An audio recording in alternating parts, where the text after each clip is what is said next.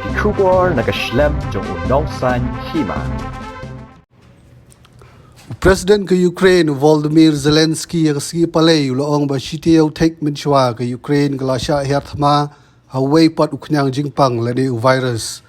Haba ajing kren kinong shnong Zelensky uloong arsnem tam minchwa ke Ukraine gladon yaw nongpang beningkong tam bulayo yaw uknyang jingpang COVID khat kandai. Hagitayaw basdang uloong magalong ke bajinjar bani kun persya yaw ni uknyang jingpang nrei baro kila yang teli bat kila klan. Uloong ru basitiyaw take menta ke Ukraine galasya hiartama sa Hawaii pat uknyang jingpang lene virus da kito gibreo gibadon ya gijing tumu ban klon ya gijaka jong gibai pat sitiyaw menchwa uloong agapor saw bujim step galasya gala hiartama ya Ukraine bat ki kenta badingkong bat katu kadisngi gibobot kilalong gibae shibon nrei uloong ru baginong shong shnong kilayang teli bat namar kata kilalong gibaklan. Незламні народи непереможної України. Рівно 2 роки тому в Україні було зафіксовано перший випадок COVID-19. Перші тижні боротьби з ними, ми пам'ятаємо, були дуже складними, але ми були єдиними, а отже сильними, а отже вистояли. Рівно тиждень тому Україну атакував інший вірус, інша хвороба і ті, хто страждає на тяжку анексію та окупацію чужих земель. Тиждень тому, о 4 ранку, Росія вторглась в Україну, в нашу незалежну Україну, на нашу землю. Гострий припадок агресії, манія величі, манія переслідування. Важкі психологічні комплекси, як наслідок ракетні комплекси. Реактивна артилерія, танки та інша бронетехніка просто як саранча. Перші години і дні повномасштабної війни були дійсно дуже складними, але ми були єдиними, а отже сильними, а отже вистояли. І так далі і буде. І далі стоїмо. Стоїмо так, що окупанти змушені були міняти свою тактику. Ракетно-бомбові удари Росії по українських містах – це зізнання, що не змогли зробити нічого суттєвого на нашій землі.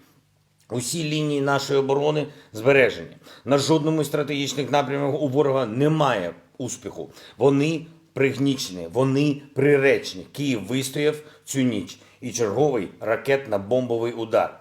Спрацювала наша протиповітряна оборона. Херсон, Ізюм, усі інші міста, по яким окупанти били з повітря, били сильно, потужно, нічого їм не віддали. Чернігів, Суми, Миколаїв тримають оборону, Одеса. Вони хочуть зруйнувати нашу Одесу, але побачать лише дно Чорного моря, бо вони дно. Мішенню Росії став Успенський собор у Харкові. Одна з найдавніших православних пам'яток міста, пам'яток України. На час війни собор – це укриття для харків'ян, укриття для всіх людей, і віруючих, і невіруючих, для всіх. Бо всі є рівними. Святе місце тепер побите війною. Вони не бояться навіть цього. Користуються тим, що Бог не дає моментальної відсічі. Але Бог все бачить і відповідає. Відповідає так, що вам не сховатись. Немає такого бункеру, щоб пережити відповідь від Бога. А собор ми точно відновимо, щоб жодного сліду війни там не залишилось. І навіть якщо ви зруйнуєте всі наші українські собори та церкви, ви не зруйнуєте нашої віри, нашої щирої віри в Україну і в Бога, віри в людей. Ми відновимо кожний будинок, кожну вулицю, кожне місто і говоримо Росії: вчіть слова репарації та контрибуції. Ви відшкодуєте усе. Усе нам, що зробили проти нашої держави, проти кожного українця, в повному обсязі. А тих, хто загинув, ми не забудемо. Ми. Разом з Богом. Ви прийшли руйнувати наші міста, знищувати наших людей, забирати у нас все, все, що нам так дорого. Ви відрізаєте мирним мешканцям України електрику, воду, опалення.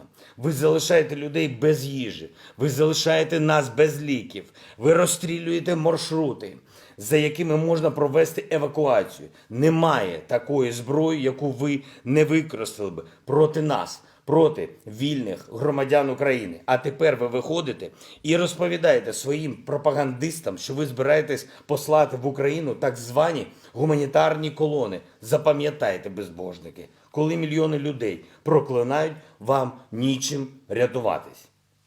Українці в усіх регіонах нашої держави, які обпалені війною, отримують від нас усе необхідне.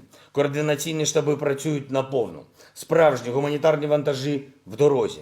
Наш уряд вже підготував програму спеціальної допомоги для всіх українців, які втратили можливість працювати зараз, через війну. Там, де бойові дії, кожен найманий працівник, кожен фоповець, кожен наш громадянин України, у якого Росія забрала можливість працювати, отримає по 6,5 тисяч гривень без жодних умов. Спеціально наголошую для українців старшого віку. Попри війну, ми забезпечуємо повну виплату пенсій, проіндексованих пенсій, як це і має бути згідно законодавства. З 1 березня пенсії для українців проіндексовані на 14%. Гроші вже пішли у банки, усі виплати будуть проведені повністю.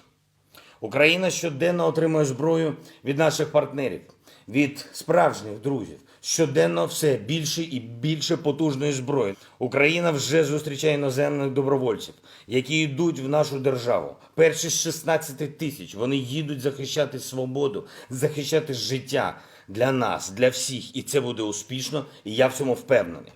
Ми пережили у своїй історії і на своїй рідній землі 2 світові війни, 3 голодомори, Голокост, Бабин Яр, Великий терор, вибух Чорнобиля, окупацію Криму і війну на сході нашої держави. У нас немає величезної території від океану і до океану. Немає ядерної зброї. Ми не заповнюємо світовий ринок нафтою та газом. Але у нас є наші люди. У нас є наша земля. І для нас саме це золото. І саме за це ми боремося. Нам немає що втрачати, окрім власної свободи, окрім власної гідності. Для нас це є найбільший скарб. Нас стільки разів хотіли знищити, але не змогли. Хотіли стерти з лиця землі, але не вдалося. Били в спину, але ми стоїмо на ногах. Хотіли, щоб ми мовчали, але нас почув весь світ. Ми пройшли стільки всього. І якщо хтось думає, що подолавши все це, українці, всі ми злякаємось, зламаємось або здамося, він просто не знає нічого про нас. Він не знає нічого про Україну. І йому нема що робити тут. Нема що робити серед нас. Він чужий. Иди домой, к себе домой, защищать своих русскоязычных людей. И не по всему миру, а у себя дома. Их там тоже немало. Около 150 миллионов. А тут слава Украине.